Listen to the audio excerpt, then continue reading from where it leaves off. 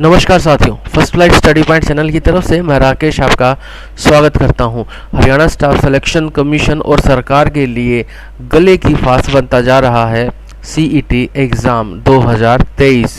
अभी रात को ही खबर आई है कि जो परीक्षा है जो आज होनी थी 5 अगस्त वाली, उसको रोक दिया गया है, रद्द कर दिया गया है या पोस्टपोन कर दिया गया है, जैसा आप ठीक समझें, क्योंकि आगे भी आसार कुछ ठीक नज़र नहीं आ रहे हैं इस परीक्षा को लेकर। अब रही बात कि जो परीक्षा अब 6 तारीख को होनी है, जिसका शेड्यूल जारी किया जा चुका है, और अब वो होगी या नहीं होगी, क्योंकि कल जो हियरिंग हुई है उसमें जो सिंगल बेंच का फैसला था वो ये था कि पेपर जो 5 और 6 को होने वाला है उसको स्थगित किया जाए। अब सरकार ने डबल बेंच में इसको दोबारा से अप्लाई किया है और डबल बेंच का फैसला आ जाने की संभावना है, तो ही निर्धारित हो पाएगा कि 6 तारीख की जो परीक्षा है ये हो पाएगी या नहीं हो पाएगी।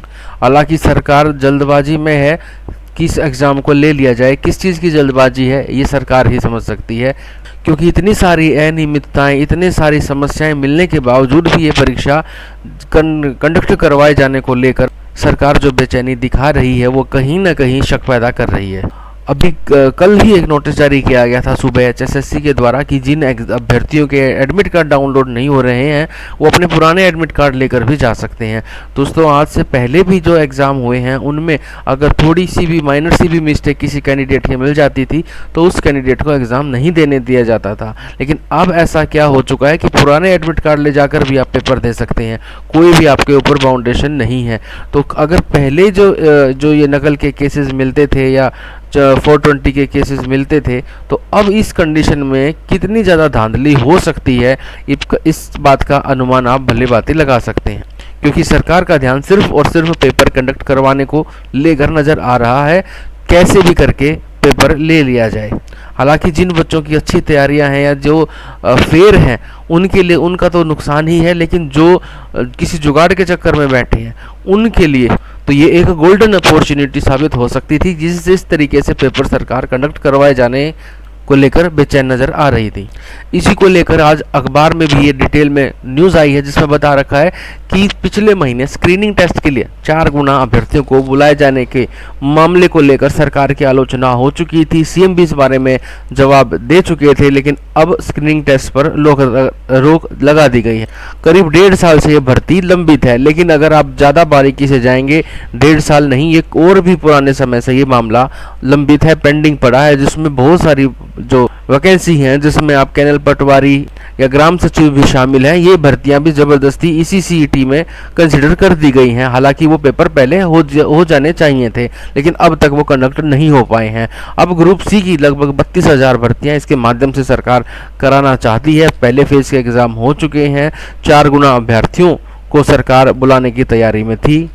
जो मेन बात है इसमें ये लिख रखी है कि बार बार परीक्षा व भर्ती के शेड्यूल में बदलाव के कारण उम्मीदवारों को बहुत ज़्यादा मानसिक परेशानियों का सामना करना पड़ रहा है। यहाँ एक बात मैं ऐड करना चाहूँगा कि जो अभ्यर्थी जो बेरोजगार हैं, जो अपना गुजारा मुश्किल से कर पा रहे हैं, लंबे समय से वेट कर रहे थे परीक्षा होने का, और जहाँ जैसे तैसे करके कुछ अमाउंट अपना पैसे इकट्ठे करके पेपर देने के लिए गए थे, लेकिन अब उनका पेपर पूरा नहीं हुआ। ऐसे में वो कहाँ जाएं जिन्होंने अपने घर से पैसे लगा रखे हैं, किसी से लेकर, उधार लेकर या घर वालों को आश्वासन देकर, अब वो जाएं तो जाएं कहाँ। आगे इसमें लिखा कि पैटर्न बदला था, तो उसी कारण जो 44 से 75 पीजीटी पदों की भर्ती थी वो भी पेंडिंग चल रही है। वहीं कृषि विभाग में एडीए की भर्ती भी पेंडिंग पड़ी है। एचसीएस और अलाइड सेवाओं की भर्ती परीक्षण पत्र में पिछले साल के सवाल दिए जाने के बावजूद भी सवालों के घेरे में है। एडमिट कार्ड से जुड़ी खबर है कि 1000 अभ्यर्थियों को ना ही मिले रोल नंबर और एडमिट कार्ड, दिन भर रहे परेशान। 1000 अभ्यर्थियों को ना तो रोल नंबर मिला और ना ही एडमिट कार्ड। शुक्रवार शाम को अभ्यर्थी सेक्टर 4 स्थित हरियाणा स्टाफ सिलेक्शन कमीशन के ऑफिस के बाहर पहुंचे और अधिकारी और कर्मचारियों से एक ही सवाल कर रहे थे।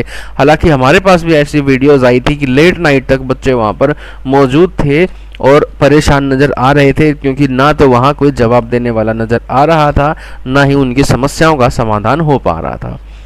अभ्यर्थी पसोपेश में थे कि वो अपने एग्ज़ाम सेंटर पर जाएं या नहीं, लेकिन उनका जवाब न तो एचएसएससी के कर्मचारी दे रहे थे, न ही विभाग के अधिकारी। तो अभी तक जो है एग्ज़ाम के बाद बारे में ही क्लियर नहीं हो पा रहा है कि होगा या नहीं होगा। मैं यहाँ पर 6 तारीख की जो परीक्षा होने वाली है उसकी बात कर रहा हूँ।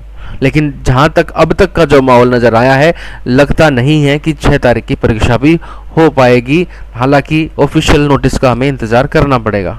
अब मैं अपने विचार बताना चाहूँगा आपको। जहाँ तक नज़र आता है, ये दोनों ही परीक्षाएं जो 5 और 6 को होनी थी, ये फ़िलहाल होती नज़र नहीं आ रही हैं।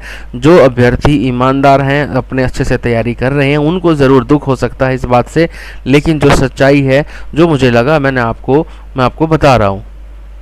और इसके अलावा आप ये बात भी मान के चलें कि जिस तरीके से गड़बड़ियों के साथ ये परीक्षा कंडक्ट करवाई जा रही है, भविष्य में इसका ज़रूर से ज़रूर इसमें रुकावट फंस सकती है, क्योंकि कहीं ना कहीं छोटा सा भी अगर लूप होल मिलता है, इसके लिए कोई ना कोई अभ्यर्थी कोर्ट में केस ज़रूर करेगा और ये भर्ती रुक कर खड़ी हो जाएगी। अब करना क्या है वो आपके ऊपर डिपेंड करता है, क्योंकि सारी बातें बोलना भी ठीक नहीं है। आप में से कुछ अभ्यर्थी इन बातों को लेकर नाराज हो सकते हैं, लेकिन जो नज़र आ रहा है वही मैंने आपको बताया है। आपके क्या विचार हैं, आप कमेंट बॉक्स में ज़रूर बताएं। टेलीग्राम ग्रुप को ज्वाइन कर लें और ऐसी जानकारियों के लिए चैनल को सब्सक्राइब करें, शेयर करें इस वीडियो को और लाइक करें। धन्यवाद।